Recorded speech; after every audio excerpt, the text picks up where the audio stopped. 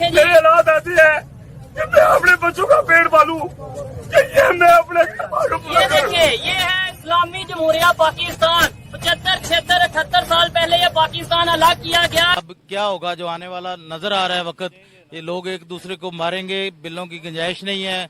जिसका घर किराए पर है वो अगर 40,000 या 50,000 बिल आ गया तो मर जाएगा, उसके बच्चे मर गए हैं भूखे, लोग रो रहे हैं। और ये इंडिया को दावत क्यों नहीं देते कि आओ यहाँ हम प्राइवेट करते हैं, आप बिजली के कारखाने लगाओ।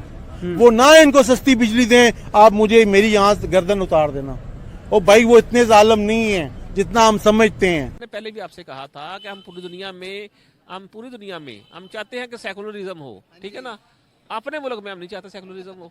और मेरा ख्याल है कि क्रिश्चियनों के जो पॉप हैं उनने सब मुल्कों को खत लिख दिया है कि भाई आप पाकिस्तानियों को बाहर निकालो। को कांग्रेचुलेशन कि वो चांद पर गए हैं, लेकिन बहैसियत है पाकिस्तान, ठीक है, पाकिस्तानी, मुझे बहुत दुख है। ठीक है, हिंदुओं के मंदिरों में सोने की मूर्तियां हैं, कोई दरवाजा नहीं है। उधर कौन हिफाजत करता है? कोई गनमैन भी नहीं होता। 27 रुपए के तकरीबन 27 रुपए ठीक है, तकरीबन 70 रुपए।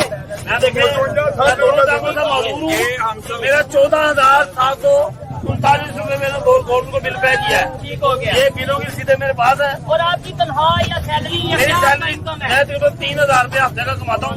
तो ये तो 4 बेटियां हैं, अंकल जी बात मेरा एक करें, बेटा है। 3, 3, 6, 6, 12, ये तो 12,000 रुपए आपकी इनकम बनती हाँ है। जी, ये देखें, ये मैंने बिल पे किया है और ये मेरी मेडिसिन है। मैं हार्ट का पेशेंट हूँ।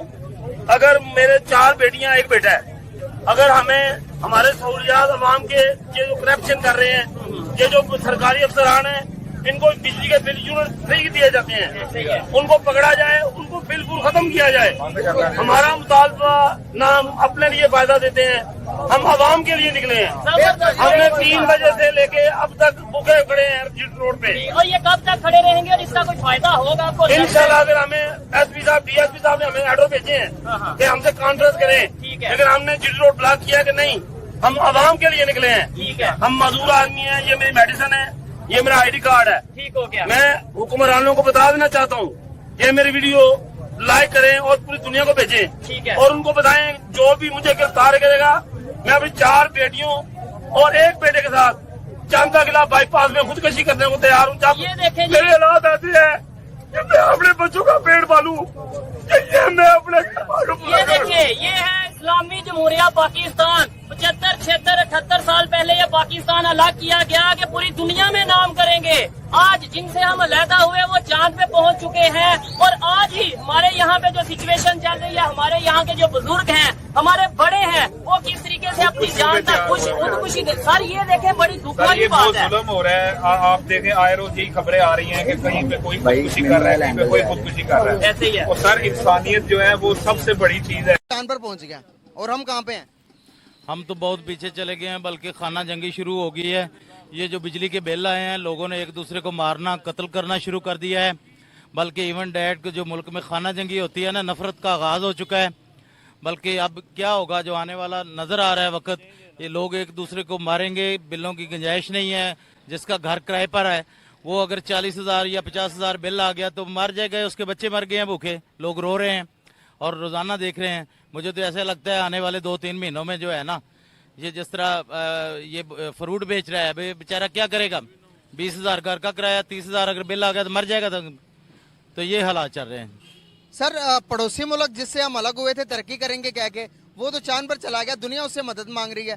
उसकी तरक्की करने के पीछे क्या राज है? बहुत राज। उसके पीछे बांग्लादेश हमसे जो था, जिसे कहते थे कि यहाँ से पटसन की बू आएगी, वो देखें उसकी करेंसी हमसे डबल हो गई है। इंडिया हमारा 2 गुना आगे चला गया है। और पूरी दुनिया में बदनाम कौन है? पाकिस्तान बदनाम है। क्यों बदनाम है? इसीलिए कि एक तो हमारे लोग जो है ना, जिस तरह ईमानदारी से काम करना चाहिए, उसमें भी हम में भी कमी है, ये बात भी है।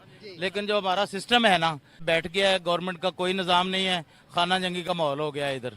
जी बिल्कुल सर। अब सुपर पावर चाइना ने इंडिया को कहा कि भाई आपने जो स्पेस मिशन भेजा था, कि चाइना देखे सुपर पावर माना जाता था, वो भी अब इंडिया के पास आके कह रहा है कि भाई जो टेक्नोलॉजी आपने यूज की, जिस तरीके से आप साउथ पोल पर गए, हम भी जाना चाहते हैं।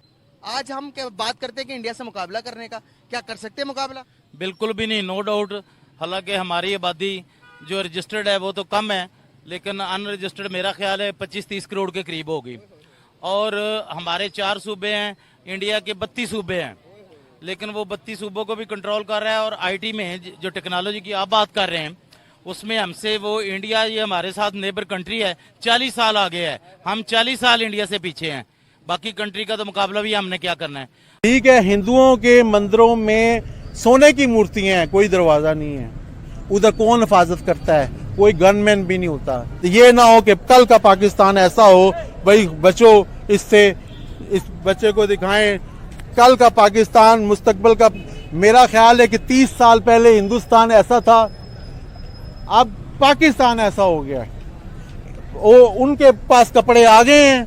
हिंदू, अब ये हिंदू को बुरा कहते हैं ना, हिंदू सुबह सबसे पहले अपने मंदिर में जाता है, उसकी सफाई उसकी बीवी जाके करती है, बच्चे करते हैं, वहां सफाई करके फिर वो काम शुरू करते हैं। अपनी गाय माता के पास जाते हैं, चलो उनका जो भी मजहब है, मगर उसको स्टार्ट तो करते हैं। हम क्या करते हैं, हमें कोई उठा भी होता है, हम कहते हैं चलो यार तो मैं सोना है।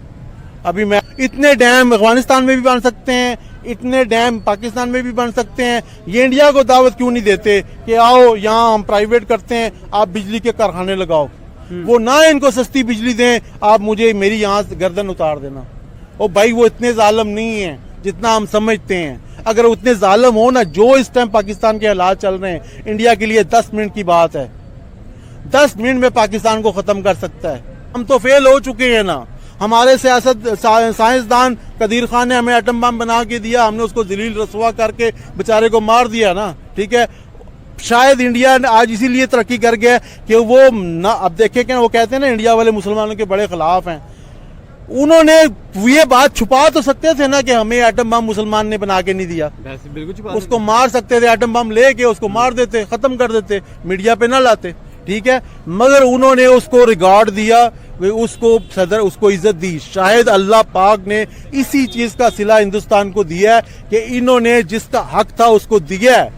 शायद आज हिंदुस्तान चांद पे इसीलिए पहुंचा है कि वहां पे इंसाफ है। जिसने तो कायदे आजम की कदर नहीं की है, उसको भी रोड पे मारा है।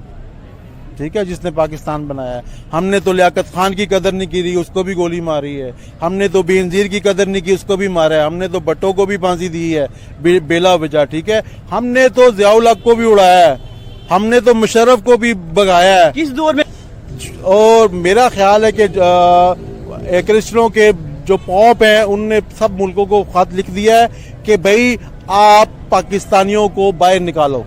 तो फिर पाकिस्तान, तो फिर वो आके एक दूसरे को हम काटेंगे, लूटेंगे, फिर भी तो हम पे कोई कब्जा करेगा ना आके। सबसे पहले तो इंडिया के ही हक है, फिर सबसे पहले उसी ने हम पे कब्जा करना है। कुछ पे इंडिया कब्जा करेगा, कुछ पे चाइना करेगा, कुछ पे अफगानिस्तान करेगा, कुछ पे ईरान करेगा। पाकिस्तान के पास कुछ भी नहीं बचेगा। कुछ अदारे हमें बंद करने पड़ेंगे जो आज भी इंडिया के खिलाफ कुछ भी बात होती है, इंडिया ने करा दिया है, रा ने करा दिया। अब ये झगड़े फसाद हो रहे हैं, कहते जी इसके पीछे इंडिया है। भाई इंडिया को क्या तकलीफ है? इंडिया को क्या पड़ी है? वो चांद पे जा रहा है कि तुम्हारे झगड़े करा रहा है? अगर वो झगड़े कराता वो चांद पे जा सकता था?